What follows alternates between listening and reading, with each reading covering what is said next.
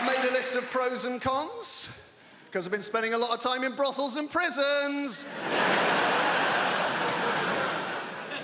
Made a list of pros and cons, always good, give you a bit of balance, Con, complete loss of all feelings of hope and possibility. Well, it doesn't sound very good, does it? It doesn't sound much fun, does it? Pro, increased plug socket access. Bang, 1-1. I say increased, it's actually total plug socket access. I've got 32 plug sockets in my house. Each and every one of them is now under my sole domain.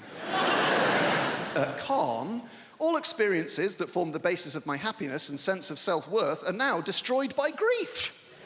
Downer. A bit of a downer, isn't it?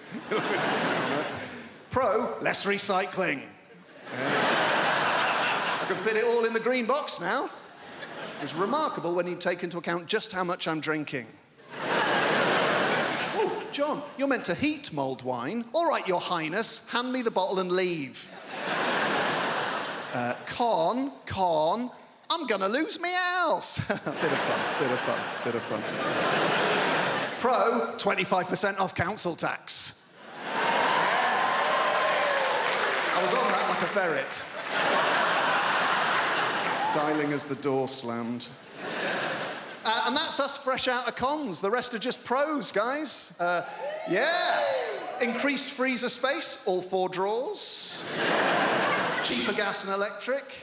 Reduced wear and tear on fixtures and fittings.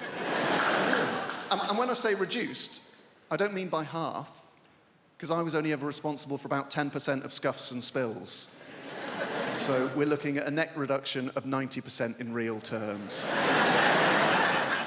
This is my favourite one. Ultimate control over where the iPhone charger cable is and why it is there. There was a time it would take hours to answer the questions, where is the iPhone charger cable and why is it there? Not anymore. Plugged in next to the bed, most convenient place to have it. Simple. Is it unplugged in the bathroom? No, it's not. Be a ludicrous place to keep it. There's no plug socket in the bathroom.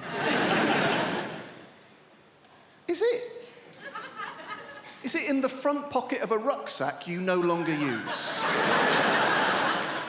That'll be the last place you look. That'll be very frustrating.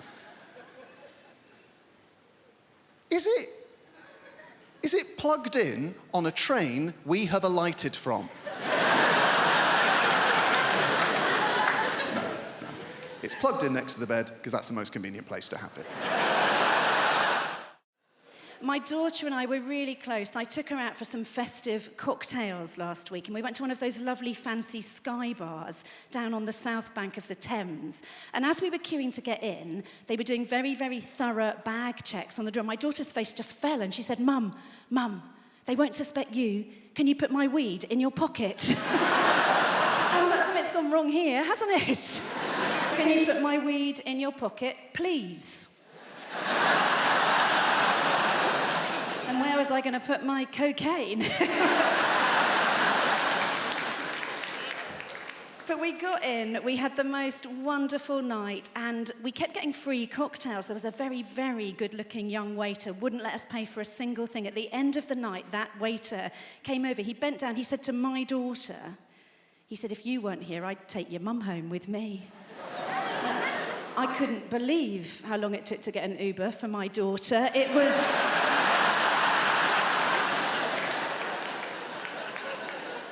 So I found this thing online that can best be described as a menopause magnet, right? I don't mean George Clooney. This is literally a magnetic device to help a woman through the menopause. This thing arrived in the post. It said it would help me with my mood swings and my hot flushes. And what you do is, I know this sounds weird, sir, right? But what you do is, you put a magnet on the front of your knickers. You put a metal disc on the inside of your knickers. It keeps the magnet securely and discreetly in place. And that bit works so beautifully. But what they don't tell you on the menopause magnet packaging is when it is tucked neatly and very discreetly in your pants, distinct possibility you will find yourself metallically attached to the self-checkout in Waitrose. The unexpected item in the bagging area. I just rang it through as a butternut squash and I pissed off. I felt so stupid. The week before, I'd spent a whole 10 minutes attached to my tumble dryer. I mean, it was a very nice 10 minutes if I'm... It took me so long to decorate the tree this year. All the baubles kept getting stuck in my pubic triangle. I've still got at least one novelty Santa down there. But no, they're really powerful magnets. Honestly, so if you've got any metal fillings, I'd shimmy back a bit and shut your mouth. A pandemic was no place for a menopausal woman, right? Do you remember when they were taking your temperatures everywhere before you could get in? We were only ever one hot flush away from getting fully cancelled. It was... I remember the last time it happened so clearly. I was out with a friend, we were trying to just get a pizza, and they were taking temperatures on the door, and the guy took mine, and he looked at me, he said, "There's a problem." And I said, "What do you mean there's a problem?" He said, "I'm really sorry, there is a problem." And I said, "Am I a little bit overheated?" That's funny, because I'm a 50-year-old woman. I've just spent an hour and a quarter on the Northern Line wearing a mask, and I raised 2 children single-handedly. I gave birth to them with no pain relief while their dad complained his back was hurting, and I hadn't had a good night's sleep in about 2 years because of my anxiety, my irrational crying, and my vaginal dryness. I don't know what my body's doing. It should send the tears down there. That's where I really need them, and I am attached to your fire extinguisher by my pants.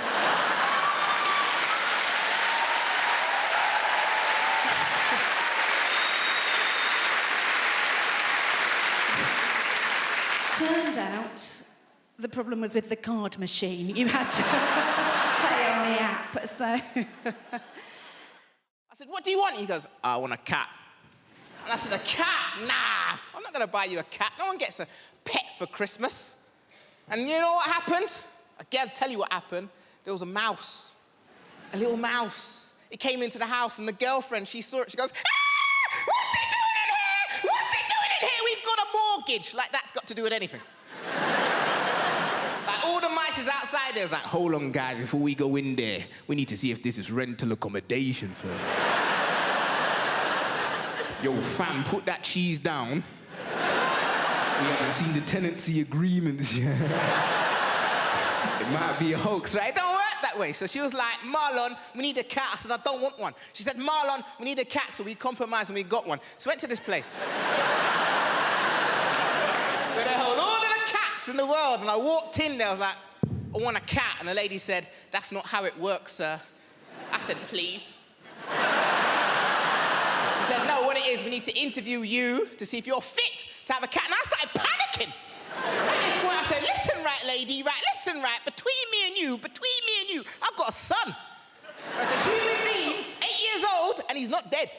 And she looked at me, she was like, "Yeah, you can have a cat." So she brought us up the stairs, man. When she brought us up the stairs, I've never seen so much cats before in my life. There was more cats than people in this room right now, right? And they were there, different shapes, different sizes. And my girlfriend, she got drawn to one cat, which was like blue and grey. I've never seen a cat like this before, a blue and grey cat, and his whiskers were out, and the tail was up, and she walked over to the cubicle where the little cat was, and she put her hand right up against it, and the cat came along, and he put his paw there. And it was like they were touching. And she was like, "I want that cat." And the lady said, "No." She said, "Why?" She said, "Well, that cat, it can't live with children." And my girlfriend looked at me like to say, "Fuck the kid." "I want that cat." The lady said, "No, you can't have that cat, but we've got some cats that is suitable for you, but they're in this corner over here." And she walked us into this corner, ladies and gentlemen, and all of the cats in this area here were black cats. Yes, and my paranoia, that went off straight away. I was like, hold on a minute, we can't have that over there, but we can have any of these ones. I've got to fight racism in the real world, but also in the feline world as well. This is bloody ridiculous. And she said, "This one's called Denzel."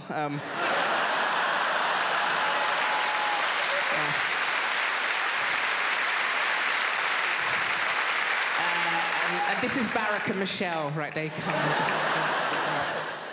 Marlon, you've lost your mind, you know. You don't even want a cat. Let's just get any of them. So, we got Beyonce. We got.